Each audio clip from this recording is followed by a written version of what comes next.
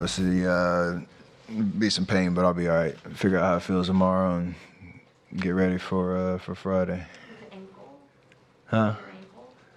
Your ankle? Same thing I did in Denver or against Boston in the regular season, but I'll be not as bad. Anthony on the right. So, foot sprain, essentially. That's what it felt like, and then I'll see how it responds. So, not much other to say. I don't feel like I'll miss a game, though, so take advantage of these next 48 hours to get ready. Marcus. Marcus Thompson, The Athletic. Steph, you were getting kind of a lot of the shots you want third quarter. What changed in the fourth, and how were they able to slow you guys down? We had some unforced turnovers the first couple of possessions of the fourth, and that obviously led to them getting some easy buckets, extending the lead a little bit. We settled down a little, I think, a little bit after that, and got some good shots. They tried to send a little bit more attention to our pick and rolls. I think we could slow down just a little bit and try to find the right matchups. But that first 2 or 3 minutes kind of set the tone for the rest of the fourth. It gave them a little bit of a cushion. And we had a hard time, responding after that. So between first 3 minutes of the fourth and the first 12 minutes of the game, that was pretty much it.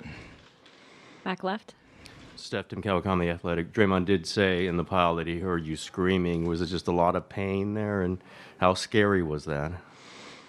Yeah, he's a big body, obviously. I haven't seen the play, so I don't know if it could have been avoided or not, but I was in that situation with Marcus back in the Bay, and you just want to get your foot out of there. That was all I was trying to do at that point, knowing the position I was in. But like I said, it's not as, for what I feel like, it's not as bad. So hopefully it responds well over the next 2 days.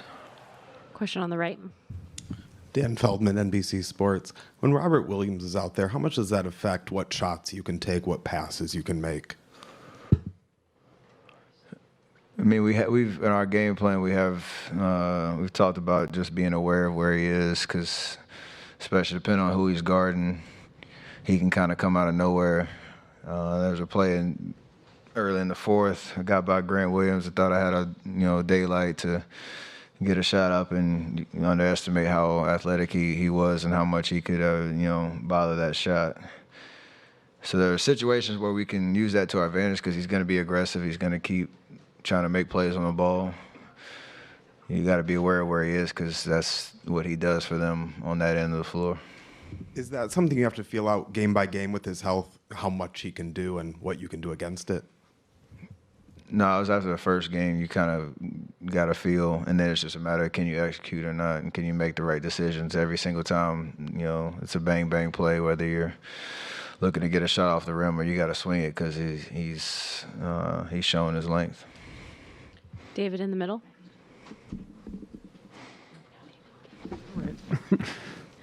David Aldrich, The Athletic. Steph, you've heard over the years fans getting on Draymond for various things. What would you think of the chants tonight and the frequency of the chants? Par for the course. Every arena you kind of get a little something. It's been like that the whole playoffs, and every run we've made over the course. He expects it. So no different tonight. Vince. Steph, Vince Goodwill, Yahoo Sports. Was this one of those games when you start off early and you fall behind 10, 12 points? Did you feel like this was one of those games you had to hang around in, and maybe you could kind of steal it on the back end if you just stayed close enough? And, in relation to that fall, do you feel like maybe there's a little recklessness there in that situation, considering it's the second time that's happened to you against them this season? I mean, the first question is you want to get off to a better start, because you got to know that like a really good team like Boston is, they're going to feed off of the change of venues and coming out with a lot of energy and aggression. And, Jalen got off to a good start in the first quarter. made some tough shots, some ones we didn't really press up into his body, and we paid the price for that over the course of the game because we clawed our way back, had a 1-point lead at one point in the third quarter, and you do all that work to get back into it, but we feel like we can play a lot better with that same third quarter intensity where you're not on your heels for big parts of the game and don't have to win the game twice in a sense. So we got to correct that if we want to get game 4. I don't really have any comments on the other play. I haven't really seen it yet. I just know how it felt. Dan here in the middle. Steph, Dan Devine from The Ringer. When Clay was up here, he mentioned the fact that you've sort of been here before in 2015, down 2-1. I'm wondering if you see any similarities in terms of this Boston team, that Cavs team, the situations, the physicality in the series, any parallels you can draw as you move forward trying to get back into the series? Nothing specific, just that the situation is what it is. We're on the road. We must-win game 4. We had a must-win game after a tough one in game 1, and we got game 2. So the flow, we still feel like we obviously can win the series, and we got to come out with the right intensity and focus in game 4. But to Clay's point, it does help knowing we've been through a little bit of everything over these last 8 years, and can draw on that experience of showing up, when you need to stay in the series. Last question to Kendra up front. Do you remember the last time you had just one free throw in a game? And did tonight's Celtics defense on you feel the same level of physical and tightness as it had through the first 2 games, or different or more? It felt the same. I mean, their personnel and the way that they defend, they are very physical. They have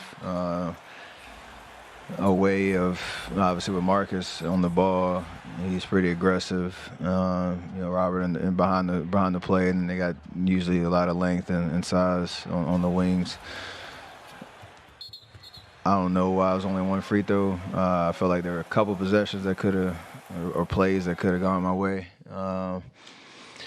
It is hard to understand the flow of the game based on some of the calls that went my way, where I have 4, and you're having to defend a certain way because you want to stay on the floor and not allow that to impact the game. But you still got to find a way to be effective no matter how the game is being called, and it's a good lesson to learn for